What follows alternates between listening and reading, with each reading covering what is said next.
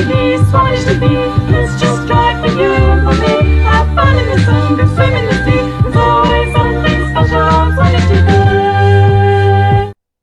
Hello, good evening, and welcome to another edition of Swanage TV. Wow, what a week it has been. It's 6 o'clock, it's Friday, the 27th of March, the year is 2020. It's live, thanks for joining us.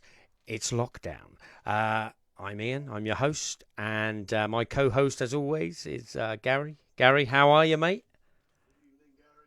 Good evening, Gary.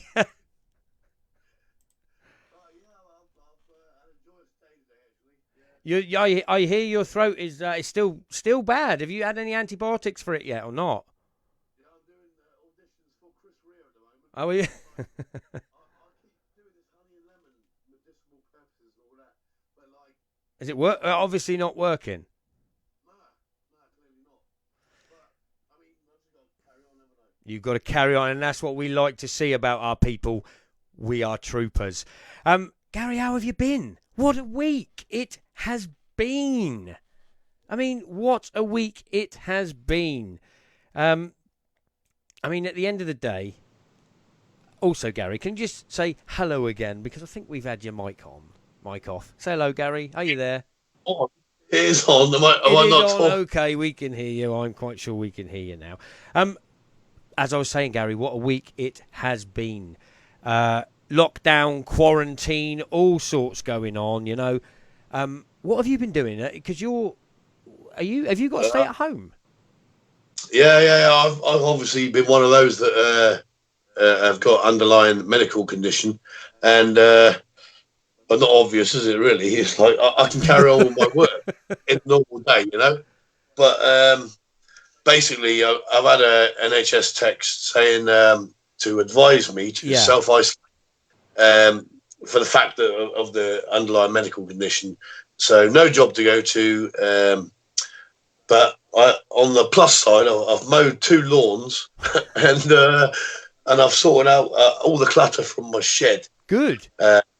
Which is all a bonus, and also the sun has been out on 3 occasions today. Well, yesterday, today, and the day before that, isn't it? Yeah, very true. Yeah, it's been lovely, to be honest. It's been really clear blue skies and sunshine. It's been really quite peaceful and calm, and it's been strangely calm, isn't it? But what I was going to say, did you get a letter? Were you one of the ones that got a letter because of your? I did get a letter. Well, 2 days ago, to be honest, but it was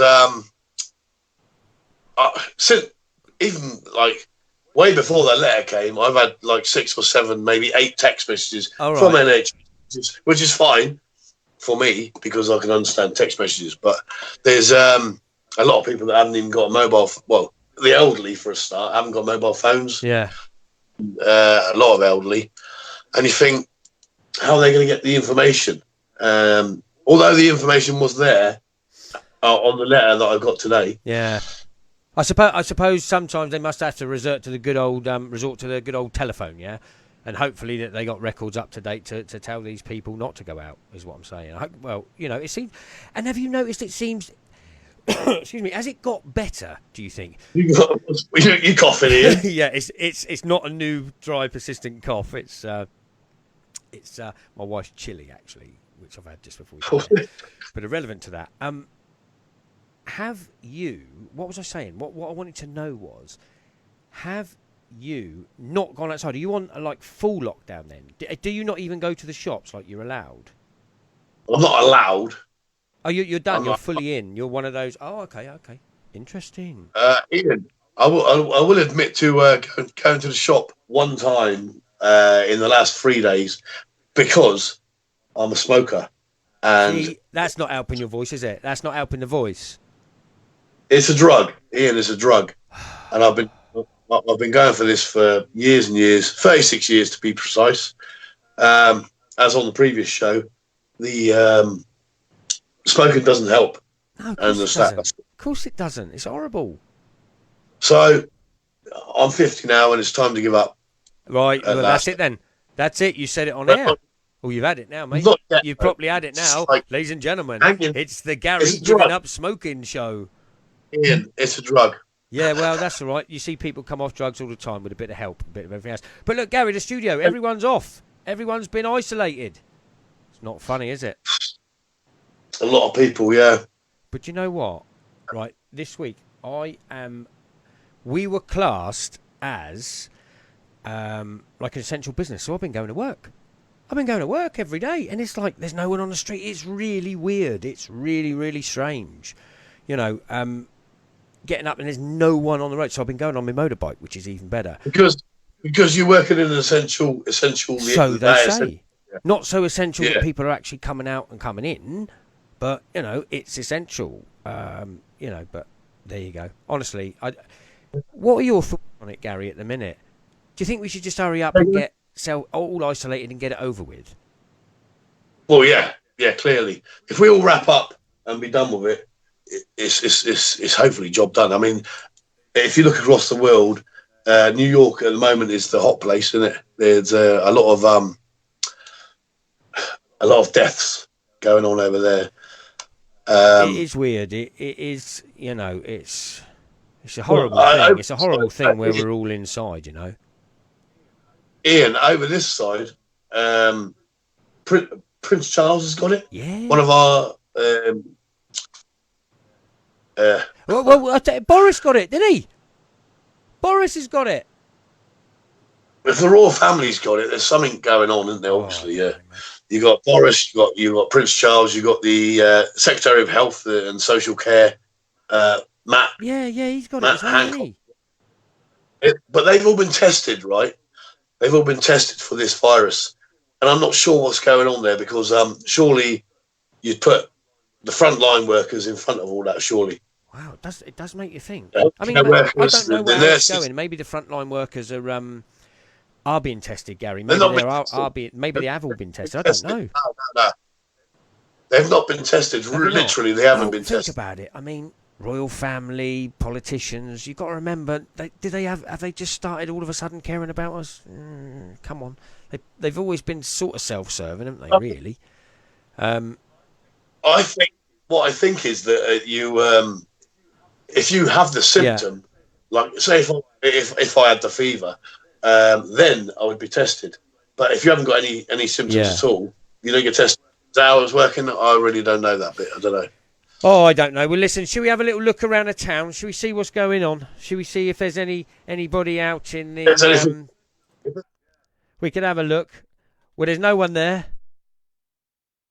Nobody at the lifeboat. That does look so lovely, though. Lovely and calm. It really is nice, you know.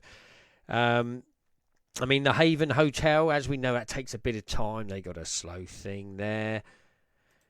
But it looks a bit cloudy, Gary. Look, it's... Yes, my friend. Yeah? The ferries aren't running, Gary. No, the ferries are not running. We've got Swanage, that's all gone. Look, no one's going to be running on there for a while. And obviously, we've now got Corfe. That's come to a standstill. No train stuff going at all. Nothing is happening.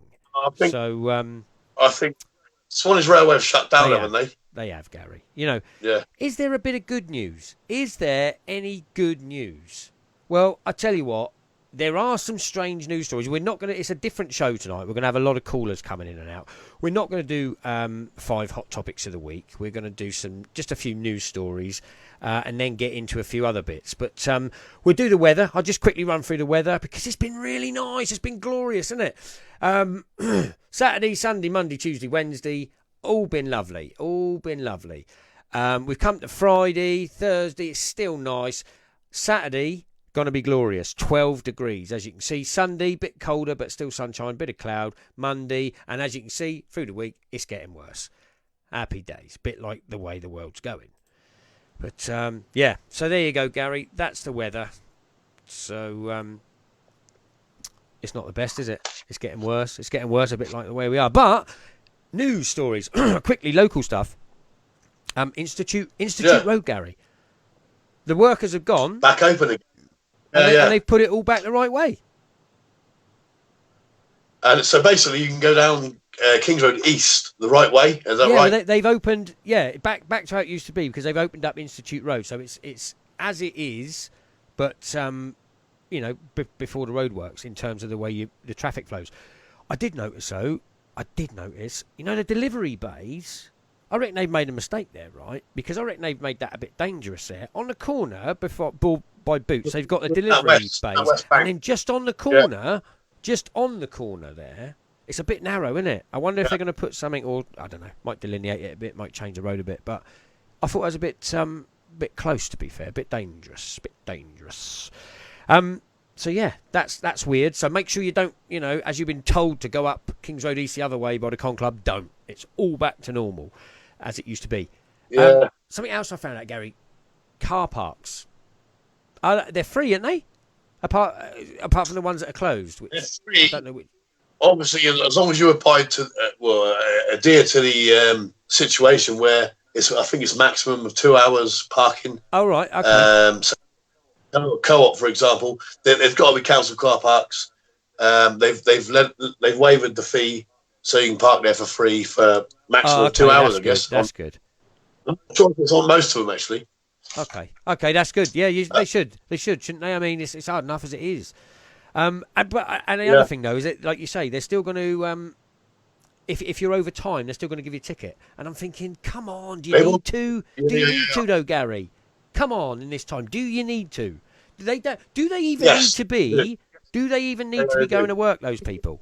If you think about it, if I want to abuse the whole situation, I'll park my car there all bloody night, won't I? Yeah, but Sorry would you about want language. to, Gary? Don't swear. We are live. If I've got nowhere to park on my road, I'll just go bang it in a car park, innit? And then take up all the space. Yeah, but simple as that. To be fair, Gary, no one's driving anywhere much, are they? You know, even the market's closed down now for that big car park, aren't they? They're not doing it anymore.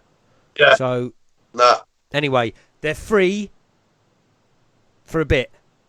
Okay, but there you go. At least they're free. At least you don't have to pay something. If you do find yourself having to go somewhere to park to go shopping, or because that's the only thing you can do, do that. MOTs, Gary, that was a good thing. That's something I want to mention, the MOTs, because you get a 6-month grace, didn't you? And which is good. I think all of our cars, funny enough, have fallen okay. They don't fall into any of that. What about yours? Does yours? Can I just say, as long as it's roadworthy, you can drive it. Simple as that. If you've got 3 bold tyres, don't even go there, will you? Yeah. Really. If you've got 3 bold tyres and it's blowing smoke and the windscreen wipers don't work, forget it. Yeah, but one of them. When does your MOT then? That's your motor. Yeah, no, mine's fine. When's your MOT? My MOT's in October. Okay, it's fine. Yeah, not a problem. Might be more than 6 months. You never know. Other thing, right? Really good thing. The best news of all is that they added off licenses to the list of essential goods and services, which is pretty cool. And I just want to go through a couple of the things which are open and closed as of the government website, just so we know, Gary. All right? Yeah. Thank you for that. Get a handkerchief, young man. I just did that because the bloke on there went, "Oh, he should be putting his hand in his arm." Yeah, I know. Make sure. Listen, things that are actually open, okay? Right. Okay, Carry on. Thank you. Gary, supermarkets and other food shops, they are open. Yeah. Medical services, right? Such as dental surgeries, opticians, audiology clinics, things that you need for well-being, that sort of stuff. Pharmacies and chemists, they are all open. Petrol stations are all open. Now, that's a funny thing. I suppose you've got to try and keep people moving, the ones that have to be moving, right? So petrol stations have to be open. Bicycle shops, interesting one. Hardware shops and equipment, plant and tool hire. Okay. Veterinary surgeries and pet shops, they're all good. Agricultural supply shops, essential, of course they are. Corner shops and newsagents, absolutely essential. Off licenses, and licensed shops selling alcohol, including those within breweries. Now, that sounds like a pub option to me. Interesting. Laundrettes and dry cleaners, yay. Post offices. Now, this is the one that got me. Vehicle rental services. Oh, where are you going? Oh, I'd like to hire a car, please. Where are you off to? Oh, nowhere. Mate, sounded weird to me, but there you go. Cars, car garages, MOTs, car parks, obviously, high street banks, building societies, short-term loan providers, and credit union and cash points. Storage and distribution facilities, public toilets, and shopping centres are open, which is weird. But only those that can trade with, obviously, the ones that are allowed to trade. But, yeah, I just thought that was a bit weird. Obviously, we've lost museums, galleries, nightclubs, cinemas, bingo halls, spas, massage parlours. Okay, skating rinks, all of that, fitness studios, gyms, swimming pools, all the things that people like to do as a leisure activity. It's all gone. It's all gone. Fun fairs, playgrounds, everything, all of that sort of stuff is closed. So that's from the government website, so we know sort of where we are with it all. Okay. Now, obviously, Gary, a lot of people are self-isolating. Okay, a lot of people are self-isolating. Because of the virus and all they've been told to. But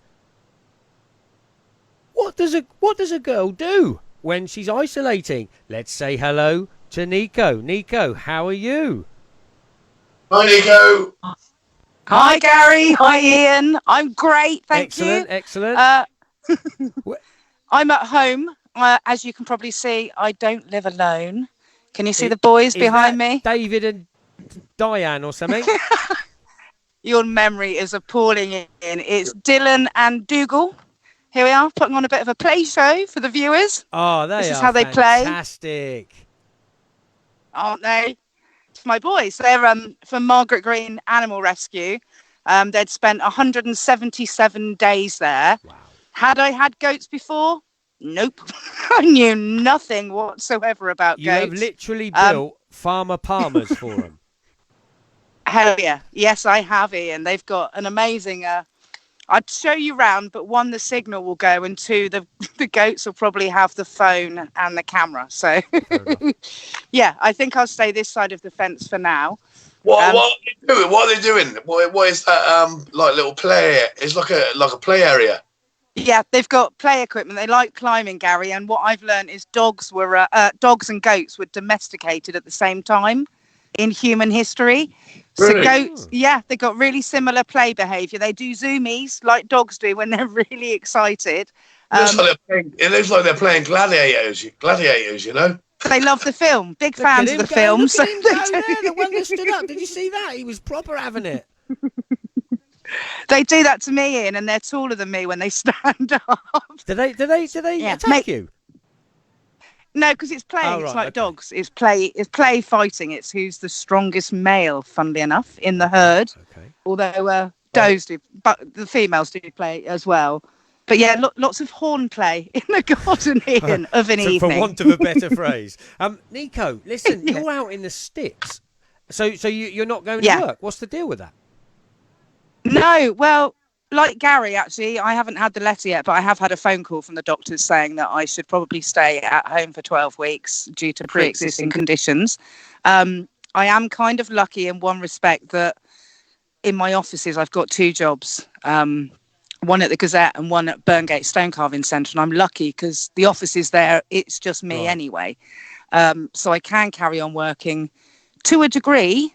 I kind of have to the people that see me driving around, because as you can see from where I live, there's no other houses here, and BT have reliably informed me that I will never get proper Wi-Fi ever. So I'm on about dial-up speed at the moment over here, so I can't even really open work email properly. Dear. So I am currently driving in and out on my own to the office. But the Gazette's in trouble, obviously. I think we're going to have to furlough, to use an ancient term, furlough ourselves, because without shops open and advertising, we don't have the money to print. And there's now concerns, although our last lot of magazines was all machine printed and boxed, people are obviously a bit frightened of stuff coming through the post and things being delivered. If you haven't got a business, there's no need to advertise it, is there, really? No, well, this is it, and it's kind of the same with us. It's it costs us fall down for everything, isn't it? I mean, it trickles down, and it affects just literally chain reaction. Everyone. Yeah, totally is a chain reaction. So I'm out here. Luckily, I live in the countryside, which can be hard work, but when you're stuck in your own property, pretty much most of the time, as Gary's found today, well, there's lots of jobs to do, mowing the lawn, I believe. Yeah, for sure. And two, you're able to get on with some stuff like planting seeds and possibly cooking up some homebrew, which I'm quite happy to talk to you about if you're interested in. What homebrew are you talking about, you alcoholic? Well, yeah, I don't know if you've heard of him, but Isla Cooper, who is a world-renowned historian and lives at Dunshay Manor in Haycross Lane in Harmers Cross, taught me the ancient art of medieval wine brewing some time ago, and I have indulged in this since he taught me. And the ingredients, we're heading over to my front garden now, are very simple. Anyone out there who has any sugar and who promises not to run to the shops and bulk buy sugar after watching this. It is alcohol, though. Or if you do it stealthily, with friends and family you're currently locked in with, and you each buy a bag of sugar separately, that's not bulk buying, is it? No? I think not. So... So what Isla taught me is the simple way for medieval homebrewing is you simply need a container such as this. Right. Any kind of plastic drum or container. Right. This one, we've all got something like this in the shed, have we not? I think we have. I think we have. Now, if viewers have a pen or paper, or they want to stop and rewind and write this down later, the simple recipe I started with, start small. I started with a 30-litre plastic dustbin. Right, go small. 30 Didn't want to go litres. mad. No, don't go mad. 30 litres of warm water, into which you dissolve 10.5 kilograms of sugar. Dissolve the water. Dissolve the sugar in the water, yeah? 7 teaspoons of citric acid, or squeeze a lemon in there if you've got no citric acid. 1.5 packs of wine yeast. You can get that online. It's about 99p a pack. It's really cheap. Just little dry packets of yeast that you put in that help ferment and create the alcohol in. And then all you need is the fruit or hedgerow bounty that you have discovered either near to your home or on a walk. So, for example, elderflowers are about to burst forth in our hedgerows. Elderflowers. Oh, now if you need roughly for the 30-litre recipe, which, by the way, you can divide down into whatever size container you've got from that recipe. So for the 30-litre recipe, you literally need about a bin bag of elderflower umbrals, they're called, the plant shape, the flower shape. Now, the green stems are poisonous, and when I first learned, Isla didn't tell me that. He just told me, take all the flowers off the stems, and I spent 8-9 hours picking these tiny. Right.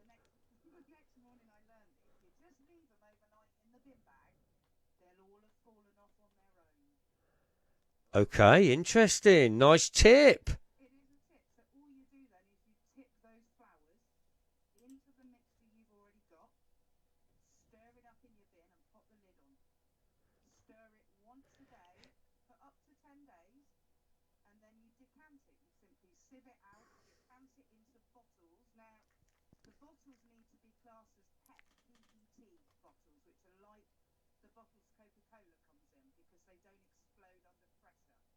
Ah, I see. Yeah. So any of those in your recycling bin, drag them out, wash them out.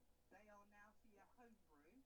And after your 10 days, you sieve out for example, elderflowers, and you are left with 30 litres of elderflower wine. Very nice, very nice. It's not bad. We are having a couple of issues on the sound at the moment, to be fair. Are we? I think we're sort of okay now.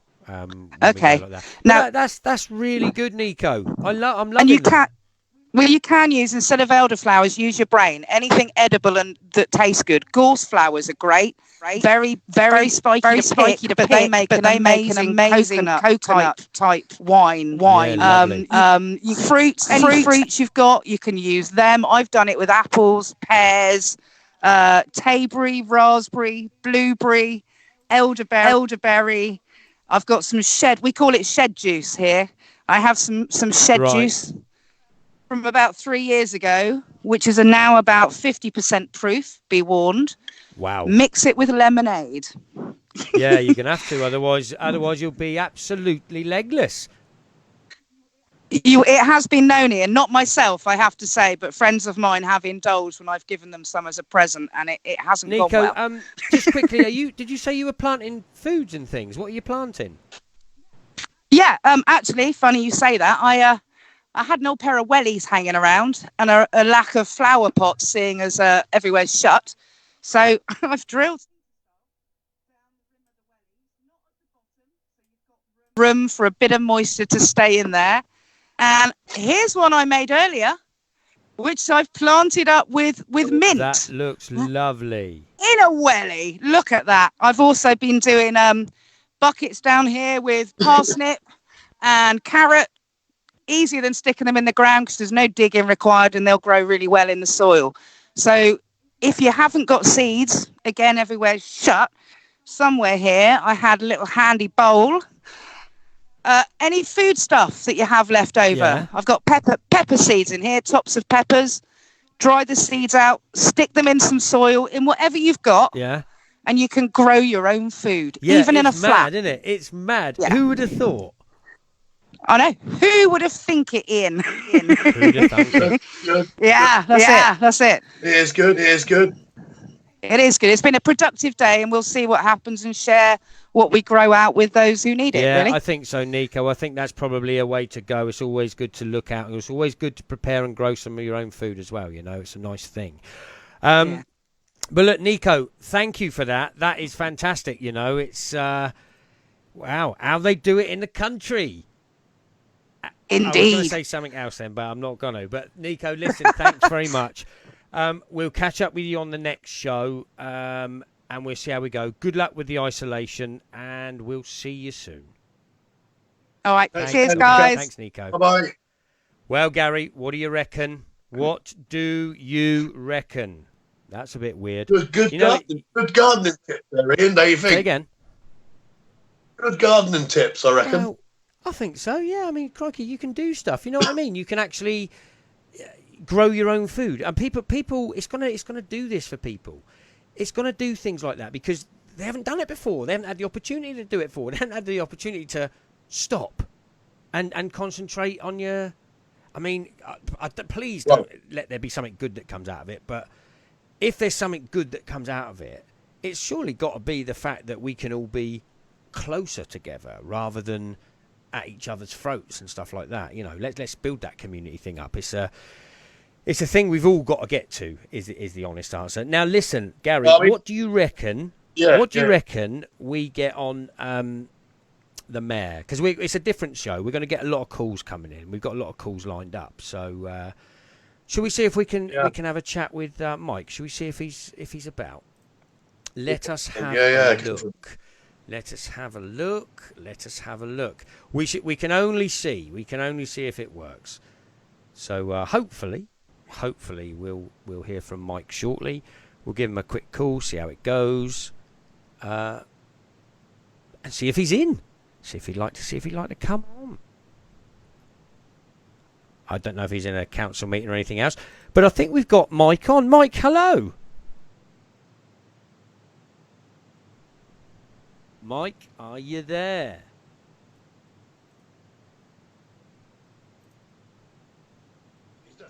He's definitely there somewhere. I know that bit. That's quite unfortunate. Mike, you should be there. You should be live and loud. I don't know where you are. Can you hear me, Mike? Maybe could be a signal, could it? I don't know. It could be. Oh, what a shame. What a shame indeed that is. What a real shame. I'm just going to see if we can get anything from it. Try and reconnect. Yeah, maybe we'll try again. We'll remove him. We'll give him another call. See if it'll work this time, Gary, and see where we go. Bear with us a second. Just bear with us just for a second. The technology is crazy. Well, you're singing now. What's going on? No, it won't last. It honestly won't last. Just bear with me a second. Let's see if we can get Mike back.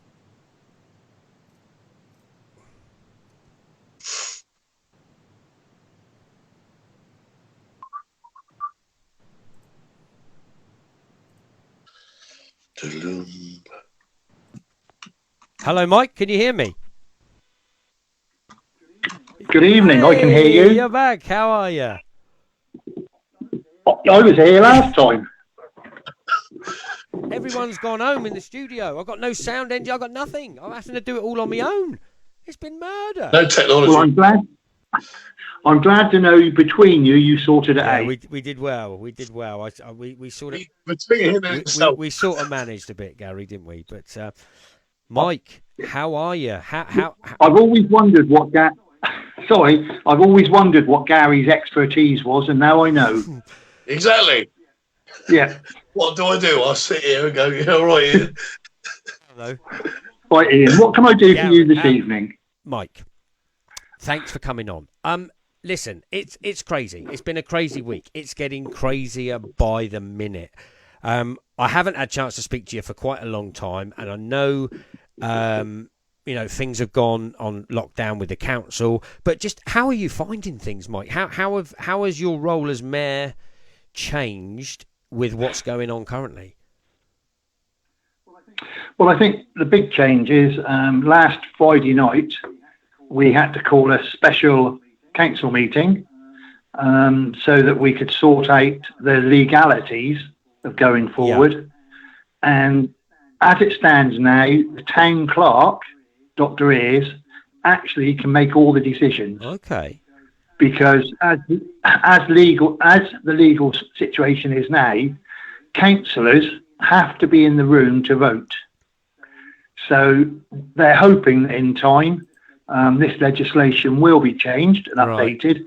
So perhaps we could go into modern media. We did try it last Friday with one of the councillors who was self-isolating, joined us by one of these modern ways. I don't know if it's FaceTime. One of those modern ways. Yes, right. Yeah, don't forget, I'm from Swanage. But it worked, but obviously the councillor couldn't vote because she wasn't in the room. Yeah. But we are looking at ways to do it.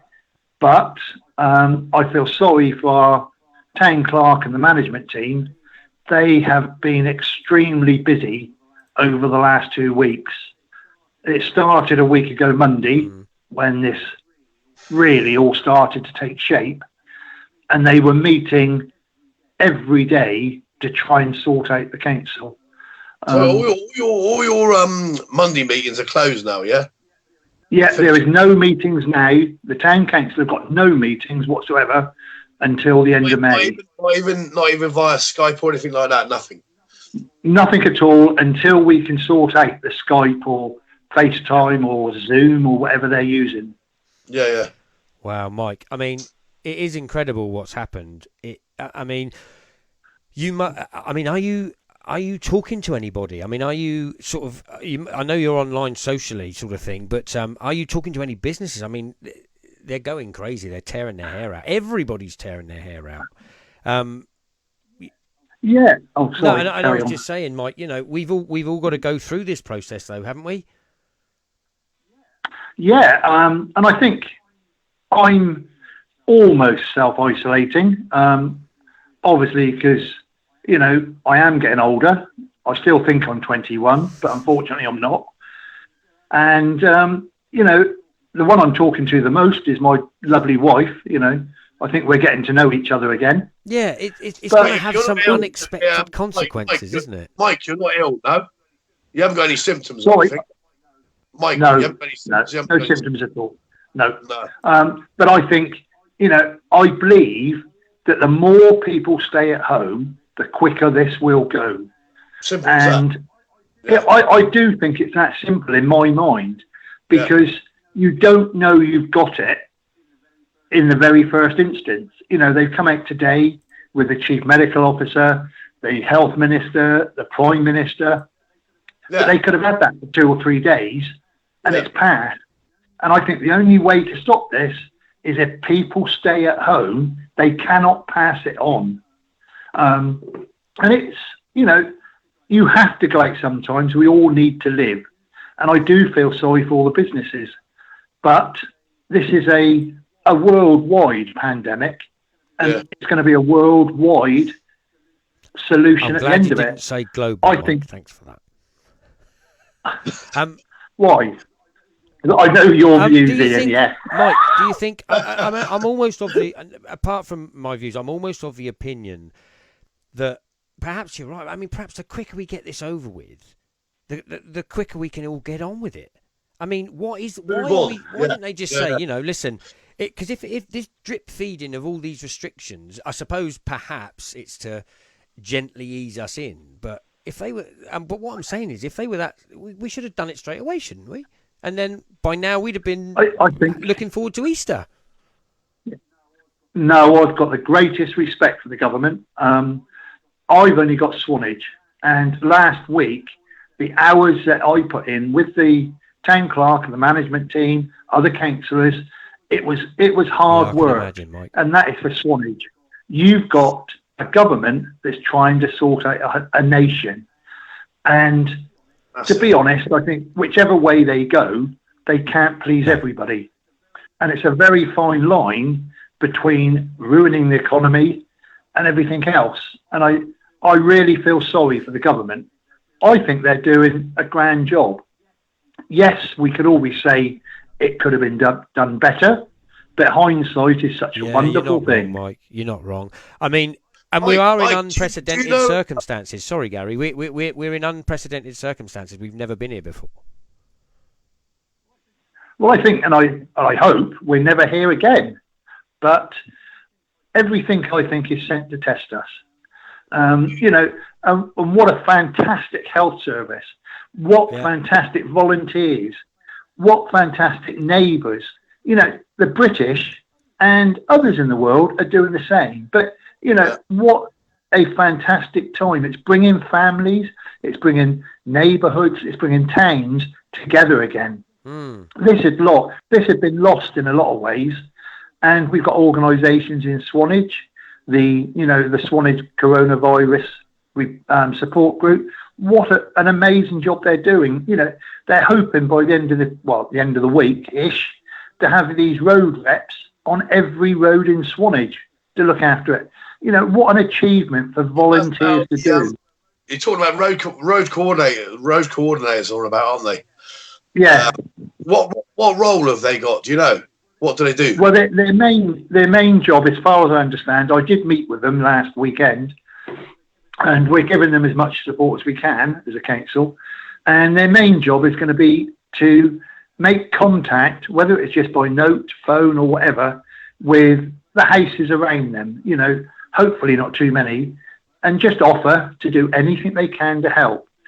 They've tried to get as many younger volunteers, and the reason for that is, obviously, the younger ones are less vulnerable to this virus that's going around.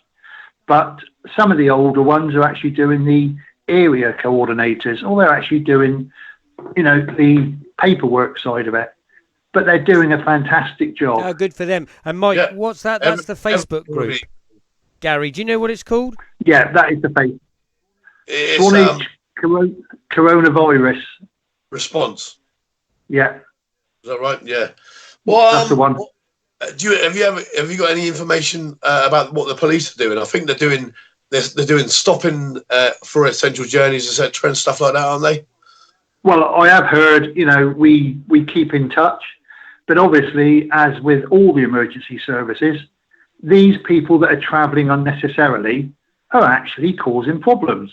Yeah. I see the Coast Guard's put on today, this afternoon, that people have been up the cliffs climbing. Blimey, still. Now, good for them. But if there's an accident, they've got the emergency service to call out, and they are snowed under at the moment. And the people are not thinking of the whole picture. No. And, I think everywhere, there's so many cars still on the road. you've only got, the comments on Facebook and that they're driving. Someone put on they've been to Struggling Beach this morning. Why? Everywhere in Swanage, you're probably within 10 minutes of a green field.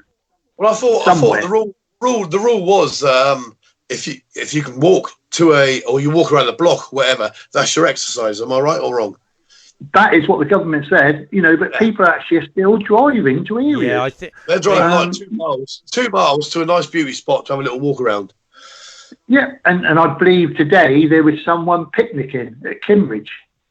And I think there are still too many treating this as a holiday, and it's not. It is going to cause deaths. It is causing deaths, and it's unfortunate. I think until some of these people actually see it for real, they're thinking it's not going to happen to us.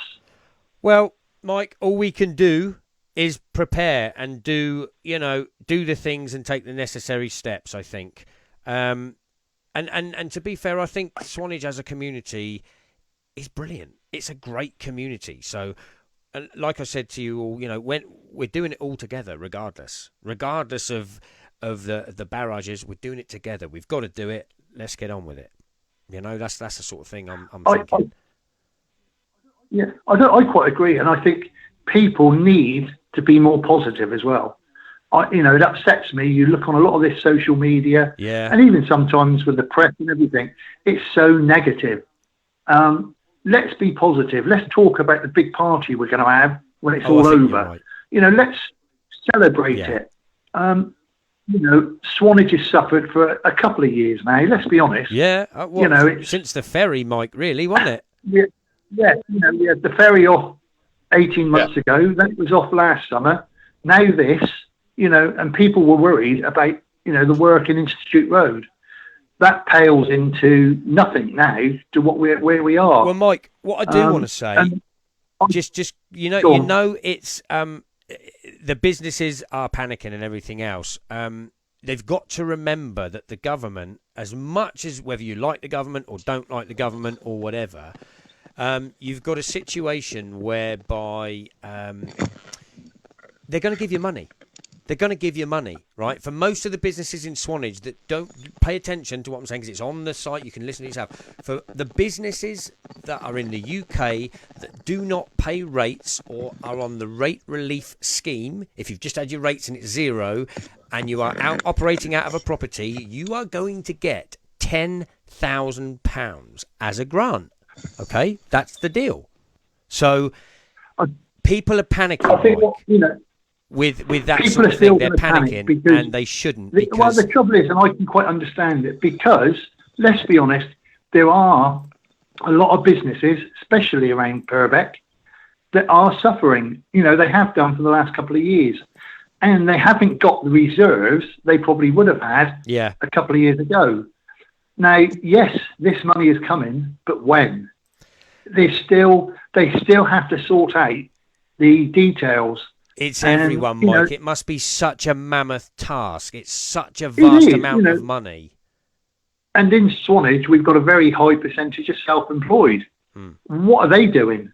They can't start paying until June, I think it was said. I find that preposterous. I find it preposterous. It's just a hard, unprecedented time, and I think we've got to make the most of it and just try and work together. Become a community and help each other. Mike, I totally agree.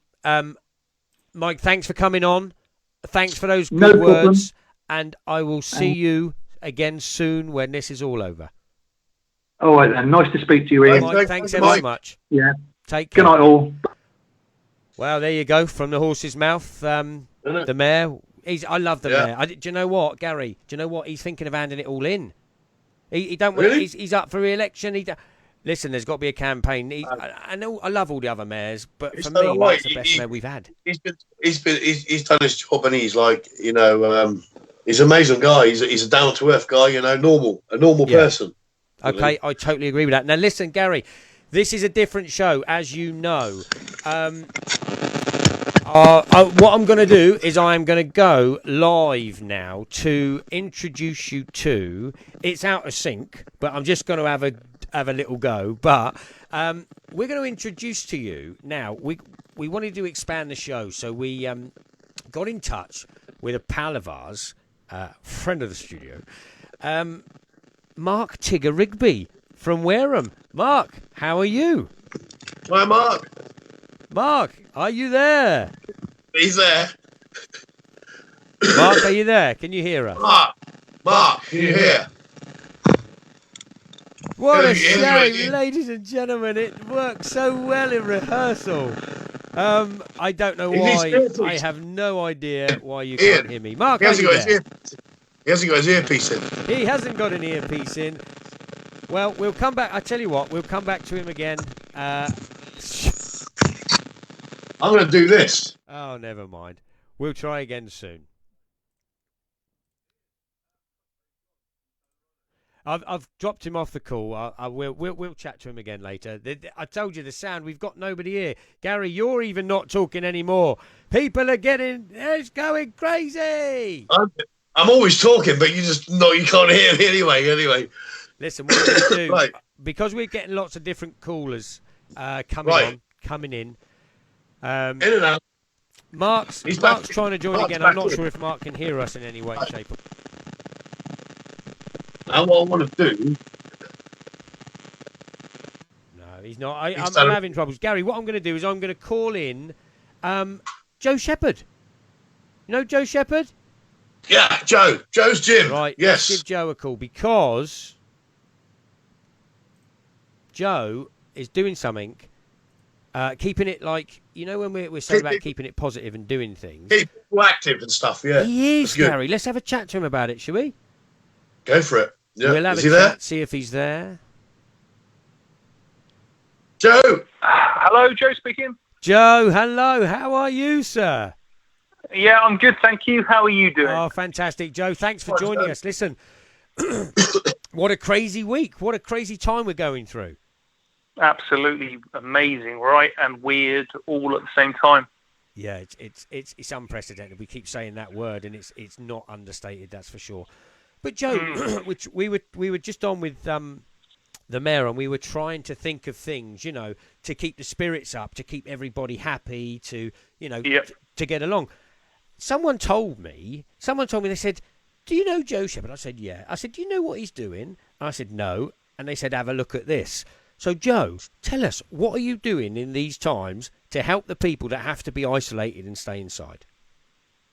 Okay, so I'm giving sort of fitness classes most mornings with the idea, the actual initial idea was just to try and salvage my business because I'm a personal trainer and people come to me, and obviously that has completely gone now. So that can't happen. You've got no work, have you? Clearly. No, absolutely, absolutely none. Sort of, there was a transition period where the vulnerable Because you do one-to-one. You do one-to-one, don't you? Yeah, one-to-one. So the vulnerable people that I train, sort of the over 70s and people that were looking after older people, they decided not to come to me, and I thought I was going to be okay, but all of a sudden, I think it was last Sunday, there was effectively lockdown for my business, which meant I kind of had to think on my feet.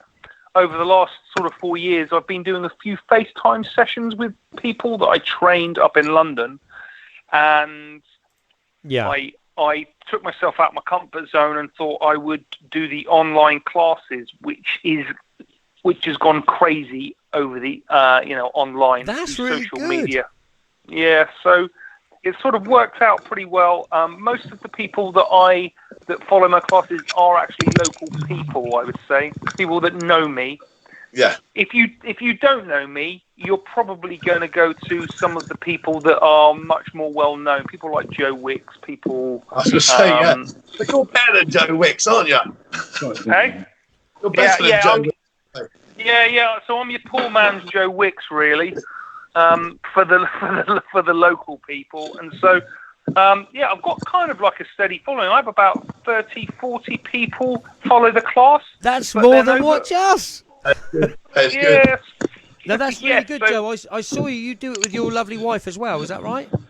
Yeah, that's right. So Sarah is she's a trained person. She's a qualified personal trainer, and obviously her classes have gone to zero as well. So we kind of thought we'd just give it a bash and see what happened. And it's been pretty good. And off the back of that, we've got a couple of FaceTime personal training clients. So we've managed to salvage our business over the last 7 days. We've managed to salve our business. So it's not going to be totally desperate for us. We're still effectively working and we're still creating revenue. So that's because you're self-employed. Would you get you're gonna get help from the government or not? Or is it at the 80%? Right. So we are we own our own business. So we own Joe's Gym Limited, and we pay ourselves the director's salary, and then we have profits. Yeah. Our profits over the last couple of years have been up and down. So we'll get probably a little bit, as far as I understand, but we're working. It's got a confusing making money. All of it, isn't it? It's very confusing, all of it. Yeah, we'll probably be okay. We'll take a little bit of a hit, but nothing like what some people are potentially going to have. I guess my concern is our clientele, how much of a hit they're going to take, because then obviously reflects onto our revenue. Cool. Whether people are, after the whole thing finishes and we get over it, how many people are going to be willing to spend the money on that kind of thing? Joe, we've got to be positive about it. We have to be positive. Where can people find you, Joe? Where can people find you? And is it for a specific age group you do it for? No. So they can find us on. They can find me on Facebook. Joe Shepherd. Right. Don't bother going to Joe's Gym Swanage on Facebook. That's kind of effectively dormant now. Okay. So it's just my personal Facebook. People can come there. We give options that are easy and we give options that are hard. And we kind of challenge people to take the hard option. But you know what? As long as you're getting up and you're moving around, it doesn't matter how much you do. As long as you're getting off the sofa, moving about, you're going to release endorphins and you're going to feel better than when you started. Yes, of course. So that's the idea of it. So you run the show in the mornings. If you're 8 years old or 80 years old, it doesn't matter. Just get up and do it. Yeah. Yeah, get up and do it. We have had. Gary. Yeah, I guess. I'll do it. Yeah, absolutely. So if you imagine, as we're doing it, and after we do it, we get feedback straight away. So we kind of know what people want. So, for example, the other day, I was concentrating really, really hard. Someone told me I needed to smile more. So the next day, I'm trying to smile, right? The following day, someone asked me... Send in messages. Yeah, absolutely. So someone obviously said to me, look, I can't do this. It's too difficult. Can you give me another option? So the next time I have that in mind, we can slot in those sort of options for people. So it's kind of instantly changing. So even if we were to do exactly the same classes next week, they would be different because we would have taken into account. You're adapting to your audience needs, Joe. Absolutely, it's almost like like a request. Okay. Joe, do you think that this could take off and you could actually just do it online for the local people and you just charge them a certain amount or whatever? Is that right or not? Can you do that? I think possibly. I mean, we started off doing it as a thing to kind of feed back to the community, if you like. Yeah. People are actually paying us. People have said, I want to give you some money. This is what I would pay for a normal class. It's fair enough. Fair enough. So people are actually, so we're getting compensated for it. We're not expecting it. No. But almost in a way, I am expecting more and more people to perhaps get value out of it and then be willing to, I don't know, part with their money, really. Go for it. I mean, you never know, Joe. But listen, my friend, I wish you all the luck with that because let's get people fit. There's not a lot to do. Yeah. get fit, get Yeah. up, and like you say, they release those endorphins. Everyone feels a little bit happier. Is that right? Yeah. So if anyone wants to log on to my Facebook page, it's Joe Shepherd. You'll see the red and yellow kind of icon for Joe's Gym on that. It's sort of 8ish in the morning. We will be releasing a timetable for next week, sort of over the next day or so. So you'll be able to log in, dip out. I've got to say there's some other really, really good local practitioners, sort of yoga instructors, Pilates instructors. Just dip in, dip out, see what you like. If you like us, come back on. And if you love it, maybe drop us a quid or two. All right. Joe, listen, we wish you all the best with it, my friend. Thank you very much for coming on and telling us about it. Yeah, thank you. Thank you very much for having me. Love to everyone out there. I hope you're all okay, and stay lucky, everyone. All the best. Fantastic, Joe. Thanks very much. Bye-bye now. Cheers. Well, there you go, Gary. There you go. Now, do you think... Oh, I don't know. Listen, we've got people queuing up to call Gary. They're calling. What am I going to do? I'll tell you what I'm going to do. We've got, our old friend at the Coast Guard. Ian, do you remember Ian? What a good man he is. Now, I'll tell you what. Let's find out what he's doing, Gary, because he's had a bit of a nightmare. People, like you said, people have been climbing up the mountains again, isn't they? Up the blooming hills. Just like craziness, that is. I'm just doing a bit of what they call it, exercise. Yeah, got the cliff. Hello. Crazy, isn't it? But let's say hello to Ian. Ian, how are you doing? We're all right, thank you. How are you? Oh, thanks, Ian. Thanks for coming on. Yeah, we're bearing up under the strain.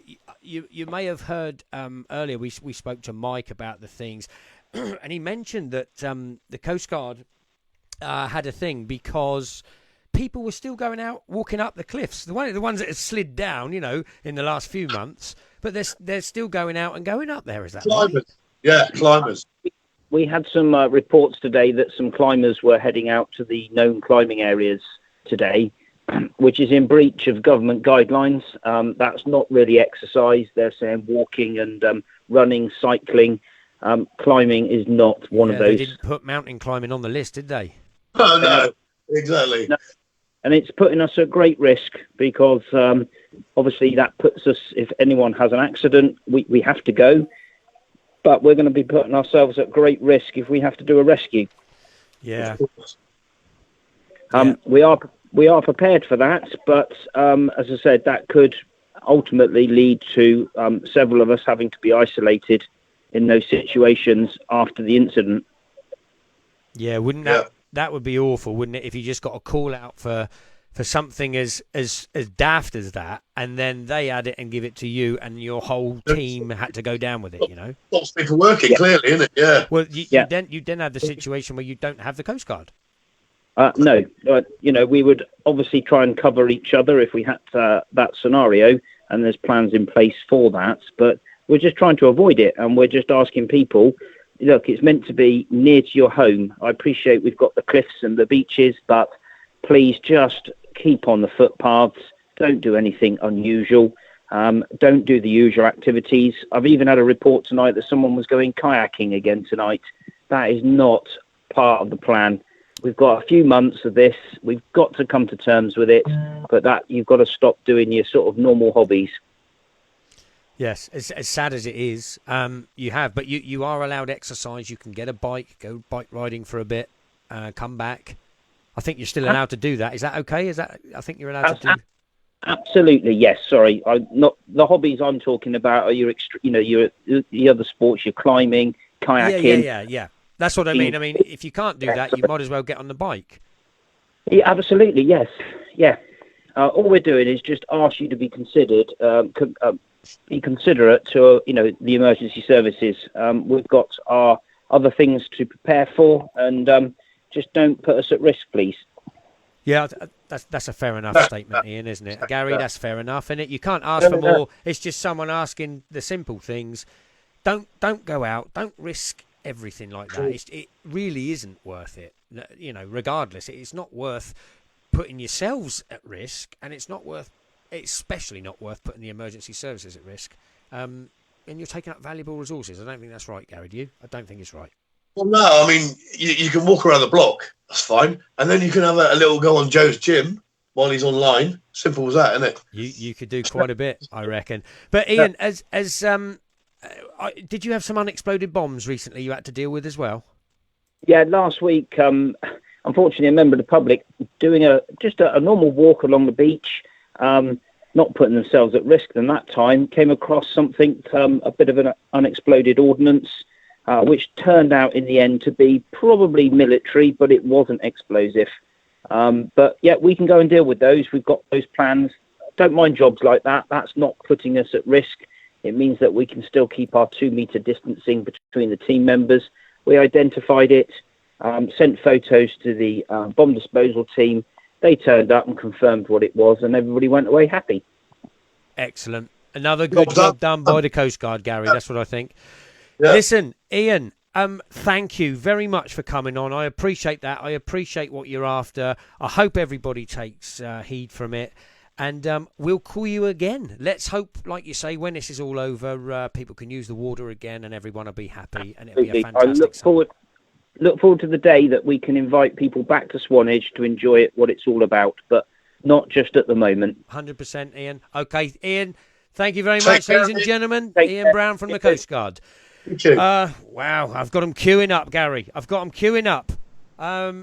Listen, I'm going to have to make a quick call, I think. Do you remember, who have I got on line 5? I don't know if this is going to work, okay? I hope this works. Do you remember from... How far are we going? Other side of the world, mate. UAE. And we're going to be very, very quick with Tom because Dubai.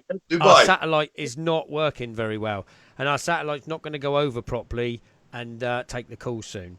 Because no one's in the office, Gary. Got no one in the office dealing with it, have we? Where's Rosemary? Now, listen. Oh, Rosemary, the telephone operator's there. But let's say hello, Gary, too. Do you remember Tom Oddie? We in the UAE, the teacher that we spoke to. Tom, are you there? I'm here. Tom, hello. Listen, Tom, it's horrendous everywhere. Nice to talk to you again. What's happening where you are? Just remind everybody where you are and what you do. I teach in Abu Dhabi and the UAE. It's pretty much the same here as it is everywhere, to be honest. We're on lockdown as well. People are still going out, unfortunately. Are you on military lockdown over there, Tom? It's not that strict. This weekend's special because they are disinfecting all the roads, the pavements, public transport. So it is pretty tight this weekend, but it hasn't been too bad. So it's sort of, are you following our guidelines? What I've noticed is that every time we have a press conference, Canada, who seem to be behind us, follow and do the same rules. And I suppose they've all got to do the same steps and processes. So I'm assuming you must be very, very similar to what we're doing. I think they caught it pretty early here. I mean, we closed schools almost a month ago now. It's obviously a big transport hub for the world. There's a lot of people coming in and out. So I think they've done pretty well here, but much like the UK, a large amount of people not following the rules, unfortunately, which is very irritating to see. Well, were you told, because you're a British citizen, right? Were you told to come back? Were you told to come back here? It's very difficult because school obviously wanted us to stay. I had flights booked home. They're still open then? They're still running, yeah? Say that again, sorry? School's still running. We are doing online learning. So the schools have been closed for nearly 4 weeks now. Right. Okay. But I had flights back home. My brother's got cystic fibrosis, so he's one of the vulnerable ones. And they kind of said you can't go back home because you won't be allowed to come back for a long time. So in that difficult position of not knowing what to do, so I decided to stay. And I think ultimately it's probably the right decision. You have to be isolated for 14 days anyway once you get here. Is that right? Exactly. And I know people who went back home, didn't listen to the schools. Now they're stuck back in the UK and they're not getting paid. So yeah. Right. And when they come back, it's another 14 days Fair enough. Then you again, got so, yeah.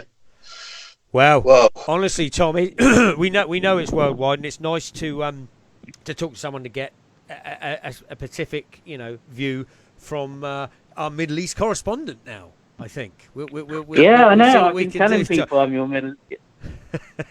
Tom, listen. Good luck out there. It's crazy everywhere. It's a crazy world. Good luck. We will do our best, I'm sure, everywhere, and hopefully, when you get a chance to come over when it's all lifted, come and see us down in Swanage, and we'll all have a drink by the seaside. For sure. Can I just say, my brother who I mentioned earlier, he's indoors for 12 weeks now, and he's listening. So I just want to say hi to him. And what's his name, Tom? Ollie. Ollie. Ollie. Hope you're feeling all right, my friend. Yeah. Don't be too down because you've got to stay indoors. All the best to you, Ollie. And thanks to you, Tom. We'll catch up again Thanks a lot. with you soon, my friend. Thanks for coming on. Take care, Tom. Yeah. Bye-bye now.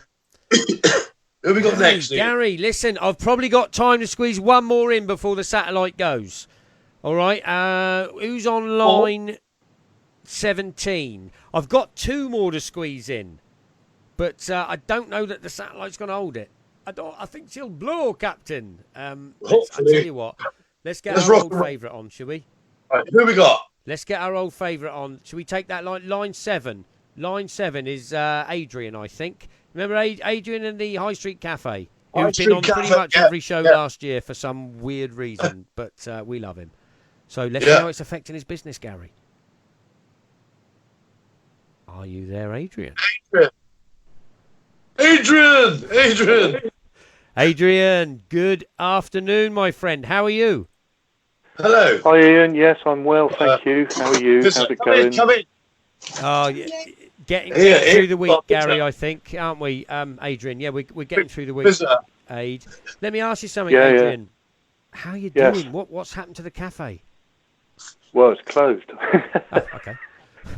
Yeah, I've had to close. I tried doing takeaway for a weekend, but it wasn't really worth it, so I've closed. Yeah, nothing you can do. Nothing you can do at all.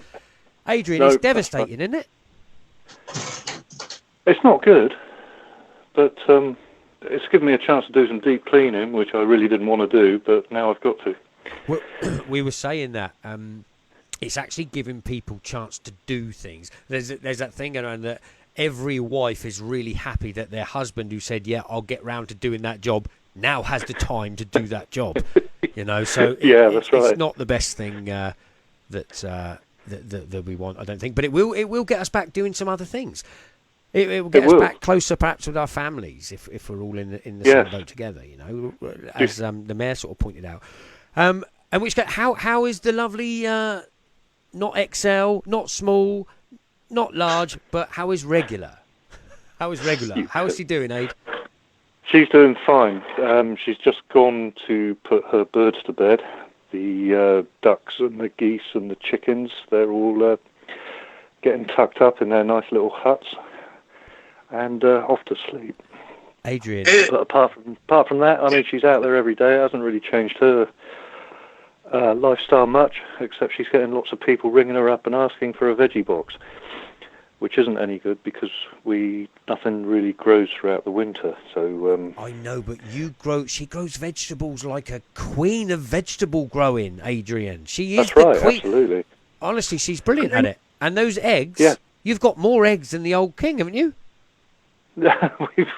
We've got quite a few eggs, but they're selling as fast as the chickens can lay them.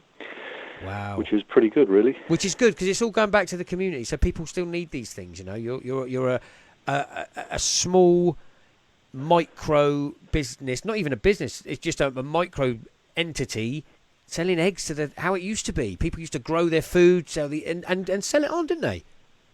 That's right. Yeah. We got Salt Pig in Swanage is selling some of her goose eggs and duck eggs. Lovely. And obviously they use them in their cooking as well. Well, I think they're closed at the moment, aren't they, Adrian? I think they're going to be doing deliveries, but they were open the other day with lots of. They turned the front into a veg stall, which looked really neat. Wow! And eggs and stuff. I mean, yeah. everybody's closing. Everybody's closing. I wanted to sort of say, listen, there's there are people still doing deliveries, aren't there? There's those Heyman's, I think, are still doing it. The deli, and just a shout out to the deli. Did you see the picture of the meat and cheese board? Yeah, I did. Yeah, that was pretty nice. Honestly, that looked really, really nice. So if you ever want to treat yourself a weekend or whatever, if a night, whatever, beautiful. Really, really lovely. That'd be good. Heyman's are doing everything. Who else? The butchers. JJ Moore, Swanage and Julia, the fishmonger. Yep. And with this response, the coronavirus response, the Swanage team, I think it's Laura something or other, Laura Rowan in it. Laura Rowan, I think she's running the show there. On there should be an updated version of what you're talking about, because I think Swanage Dairies can't take any more. No, that's right. They're overloaded. They're overloaded, aren't they? And also, it's definitely that Laura's going to perhaps come into her own then if she organises this delivery thing for everyone, and these outlet hubs. I mean, it could be a really good thing. It could be a really good thing, And it might make people deliver to a hub, and then the people deliver, whatever. It minimises contact, I think, as well. Yeah, but, right. I mean, Adrian, do you think it's going to get better before it gets worse, or worse before it gets going to get better? What do you think? It's going to get worse before it gets better. We're going to be sitting around clicking our thumbs for the next 2 months at least, I would imagine. Yeah, I think that's the general feel. Adrian, would you be allowed to do delivery service or not? If you want to put it up and send it out. Probably, I don't know. The thing is, Gary, if someone in Langton orders a bacon roll, that's stupid. You've got to have time, cost, and is it necessary? Yeah, clearly, yeah. But there might be an issue. What I originally thought was there was going to be one central delivery company, as it were, with a few vans or a few cars that took deliveries from everywhere. That was what I think that's what this lady might be trying to organise. So hopefully, but that'd be fine for cold food, but you wouldn't want to try and organise hot food deliveries in that. No. Sort of thing, a bit difficult, perhaps. Yeah. I don't know. We'll see. We've got to see how it progresses, obviously. But Adrian, we're all looking forward to the summer, and I'm sure you are. Sadly, I heard the Pirate Festival was cancelled. I think it's just a consequence, the same as everything else is falling to bits being cancelled. Yeah, that's right. Yeah. Still fingers crossed for the carnival, though, for everyone, though. Surely, still fingers crossed. We've got to be aiming there, surely. At the moment, it's supposed to be going ahead, so we've got to be aiming for that. Go forward with that. Okay. Yeah. All right. Well, Adrian, listen. A long way away. Listen, Adrian, thanks very much. I know things are hard out there. I'm still loving your photography because obviously you are still allowed to go out for a walk, aren't you? And surely taking pictures whilst you're on your walk can't be classed as something bad. You're just going out for your exercise, taking a picture, So I'm liking that. And people are still seeing the Swanage that they can't perhaps go and see or visit. So, keep doing it for as long as you can. That's the idea. Quite happy to take some pictures while I'm out on my walk. I think it's a very good idea. Very good idea. Right, Adrian, listen, thank you. I look forward to your cafe being open. It's the first Friday I have missed, which is today. And funny enough, I was starving this morning. But yeah, I know. Yeah, it is. It's the first one you missed for a long time. It is. I'm going to miss those eggs. I might have to see you for a dozen. Okay. All right. Adrian, listen, thanks very much. We'll be in touch soon, my friend. God bless and good luck with everything. Take care, Adrian. Bye, Gary. See ya. Gary. Well, my friend, listen, I've got a quick shout out, Gary. Someone contacted, apart from all the other things, I've got to try and get hold of Liam, our superstar. I've got to do that first. So I'm just going to quickly get hold of Liam because he's waiting and they're not putting him through.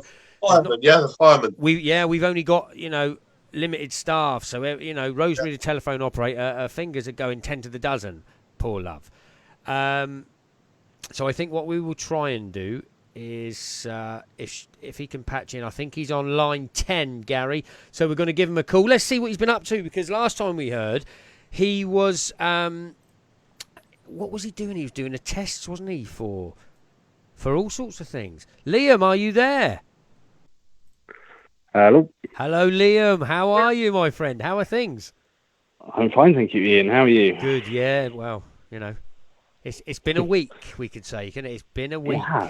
You know, so yeah, it's been one of those, Liam. But how about you? Are you still training? What is it you're doing? I am still training. Yes. To be a paramedic. Are you being a paramedic? Not to be a paramedic, no. To be emergency care assistant.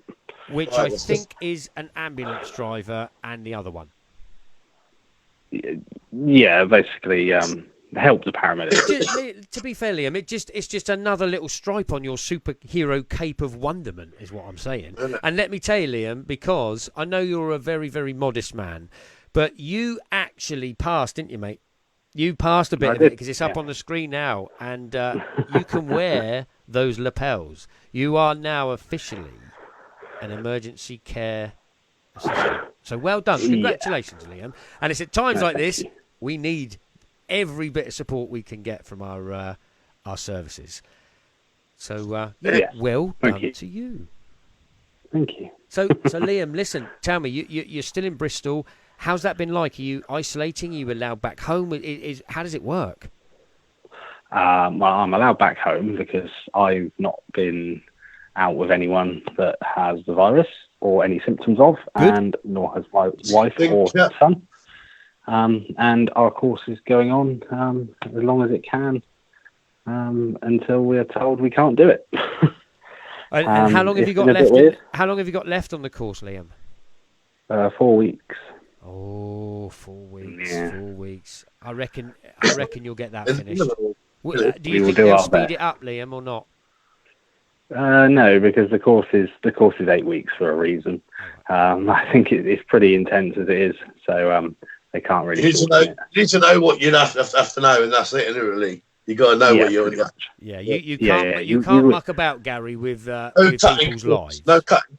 No. You wouldn't want to call an ambulance and have someone turn up who doesn't know what they're doing. So exactly. Can I ask Liam? Can I ask you? I see on the news today that the West Yorkshire firefighters are actually delivering food for people like the vulnerable, and they're doing medicine runs, and they're even driving ambulances and taking patients here, there, and like hospital and stuff. Is that anything? Would Swanage firefighters do that or not? I'll be honest. At the moment, I actually have no idea. I know James Adams is a fire and he's ambulance, isn't he? He is, yeah. Yeah. Yeah. I mean, you could probably do that role as well if you're going to get qualified for this. Am I right? Yeah, exactly. I'll basically do the same job James does. Yeah.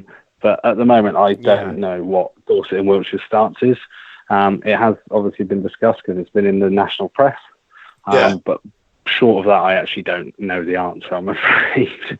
I've been away from the fire service for a few weeks doing this course. Gary, but obviously he's been other hero training. I know, but you can't just jump in the fire. You can't just jump and drive off, can you? Really? No. Liam, I think you're a massive credit to the town. I've always said that. I think you do a splendid job. I think all the firefighters do.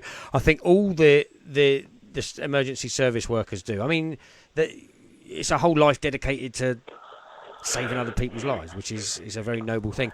But Liam, as always, and I'm really running short of time, the satellite is going over and you're going to lose your signal soon. Have you got a safety tip for us up there in your course at Bristol? I have. It's actually a fire safety tip. Okay, good. So obviously, with us all being allowed out sort of once a day for exercise, please, if you want to have a bonfire, please only do it if it's actually urgent and necessary, just to reduce the stress and strain on emergency services. It's not worth the risk if it's not urgent. So what are you saying? People are having bonfires and then going out on the exercise? No, not necessarily. I'm saying, we go to a number of bonfires, either in control or out of control throughout the year. And it's a call, obviously, we will attend without a doubt. But the less call outs, the better, isn't it, really? Obviously, yeah. Yeah, basically. If it reduces the strain, and obviously it's not very easy to social distance inside a fire engine. It's quite cramped in the back, so it reduces the risk to us personally. So I think that's the advice they're giving at the moment. It's just unless it's absolutely essential, try and stay inside, as they're saying with the government. And don't have too many bonfires. I think it's a very good idea. Yeah.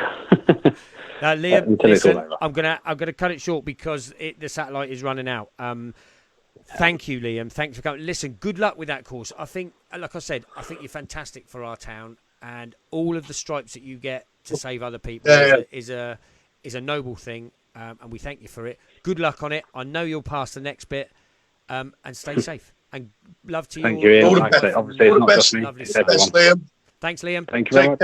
Cheers. Take care, matey. I'll see you later. Cheers. So what's next? Wow, Gary, honestly, I am desperately trying to get our newly appointed Wareham correspondent on. Now, I think he might be on line 7, but he's muted at the moment, and there's no other way to do it. He would have to unmute himself. And I doubt very much if he can hear me, which is... I can. However, he can. Can you hear those dulcet tones? Oh, Mr. Mark. Greetings. Hello, Mark. Greetings. This is Wareham calling, gentlemen. Yes, hello, Mark. How are you? I'm sorry we don't have a picture of you right now. You're not... That's probably a good thing. It's sad for some strange reason your video is not on. So if you could find the video button and press that, we can all see you. We managed to see you a little bit. I think we've got a little bit of you there. It's a bit dark. Do you have a light? Let's see what we can... There you go. There he is. Where are you? Are you in a loft, Mark? You're in a loft?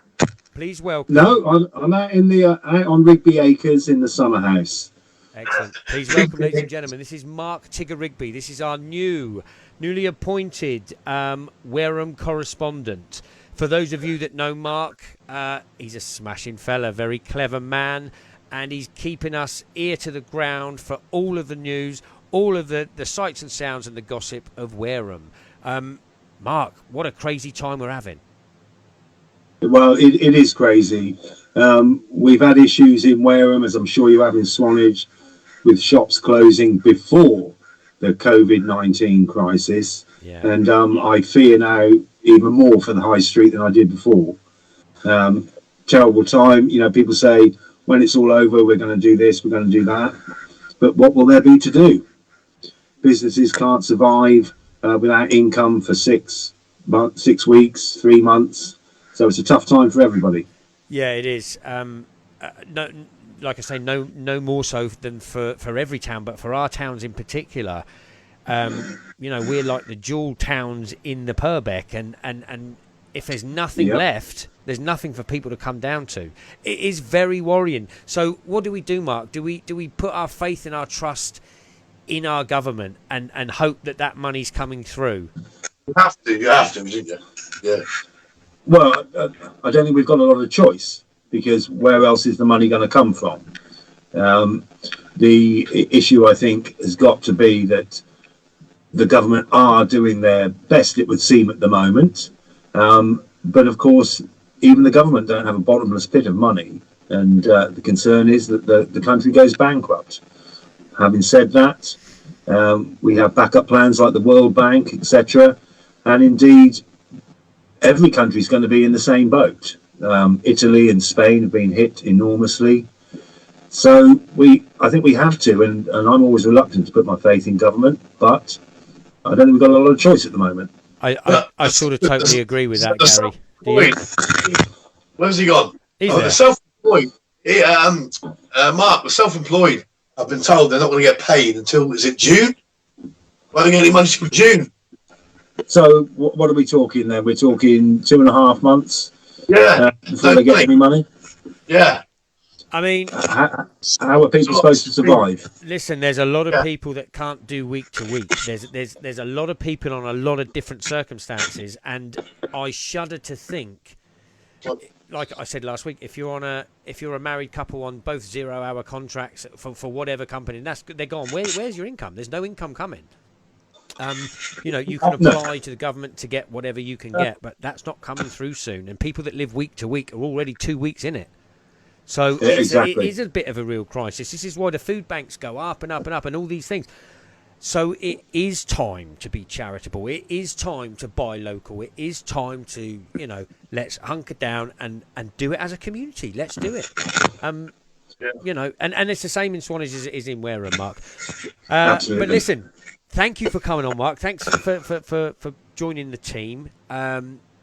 It's wonderful to be here. It's great to be a part of the team. Oh, thanks, Mark. We'd like you to obviously go out and in and around the shops to do the interviews like we used to, but those things aren't going to happen for a little while now.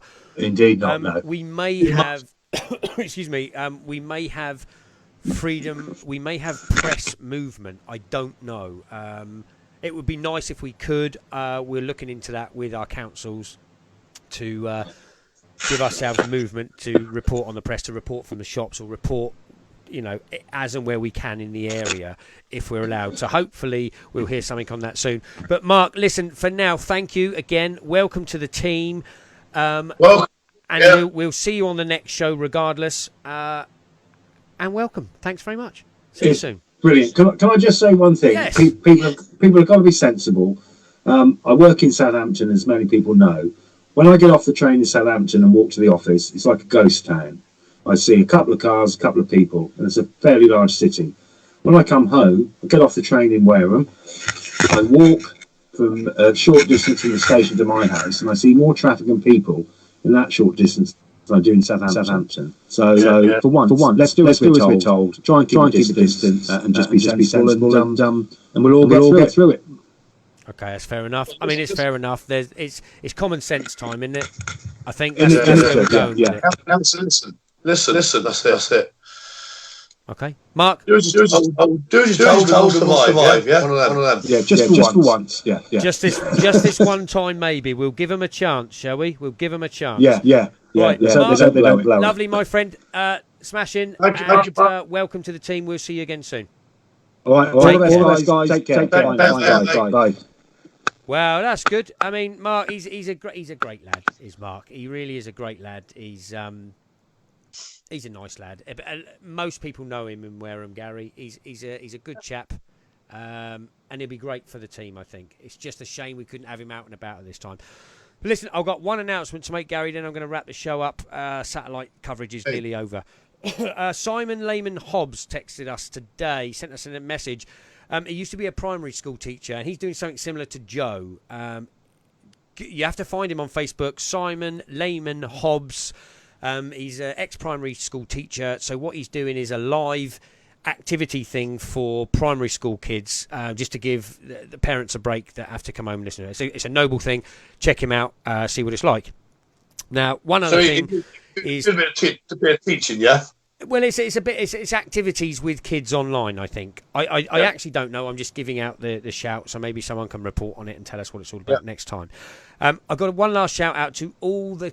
This is a real bad one, really. All the teenage kids. Okay, this year, Gary, they've suffered the same as everybody else. All the ones that were taking their GCSEs and all the ones that were taking their A levels, it's gone. Okay, and all the other ones doing all their other exams, it's gone for them this year. Okay, it's going to be a lost generation of education, and I just want to say, don't give up. Don't let that exam define you. Don't let those exams define you as a person, because you're obviously better than that. You're better than those exams. Okay, I'm sure there'll be ways around it. Don't stress. You've got some time off. Use it wisely. Relax. Take a couple of deep breaths. And do what you can do. A couple of other things. Nearly 750,000 volunteers signed up to help the NHS, Gary. People are rallying around.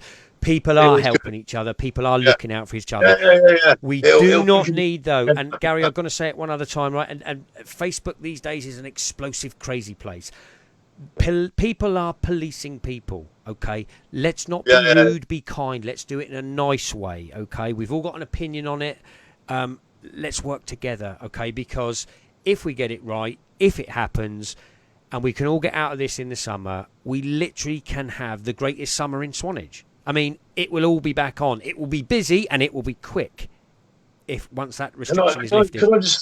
Can I just put a shout out for the Will Does charity, Will Does 2004. Yes, of course you can. Yeah, charity, which we've previously featured that one, haven't we? Basically, they're going to do it's in conjunction with the Gourmet Goat Farm. Is that the one? Gourmet Goats and the Pink Goat in Corfe, I think. Yeah, isn't it? and all that. Yeah, they're doing vegetable delivery service to this area, and I think she could go as far as Poole. I think. Wow. The donation will go to some of the donation will go to the Will Does 2004 charity. Excellent. So if you look online, if you look on the Facebook page, the Will Does 2004 charity, type that in, and you'll see exactly what's going on. There's a list there. You can tick boxes. I'm guessing. I think that's what's going to happen. Okay. So it's a good shout out for that one, really. Fantastic, Gary. That's great. And ladies and gentlemen, thanks for joining us. Thanks for all of our guests. Gary, thanks very much. Nico. And our new reporter from Wareham. Thanks everyone that took part, and thanks Rosemary, the telephone operator, whose fingers I could hear typing because she's the only one left in that back room at the back there. Bless her heart. Thanks very much for joining us. Listen, stay safe. We'll be back again soon. Try and enjoy yourselves, and be as happy as you can be. We're all in it together. Let's look forward to the summer. Thanks very much. See you again. Thanks, Gary. Thanks.